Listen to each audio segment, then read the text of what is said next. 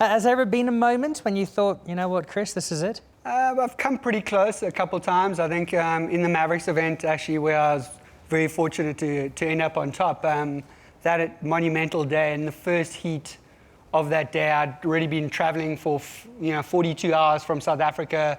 I hadn't had any sleep. I arrived at like 3 o'clock in the morning. My equipment didn't arrive. Ended up borrowing equipment and then going out and competing. And within the first 5 minutes of that heat, the biggest wave I've ever still seen probably in my entire life. By the time that the second and third wave actually hit me, I actually lost the ability to be able to use my arms and my legs. And by the time I got collected on the rescue sled, I couldn't even actually speak because my body had systematically started shutting down one function at a time until the only function that it relies on in order to survive is actually just to breathe. So it shuts down everything else. And that was in the first 5 minutes of my heat and the first hour of the day.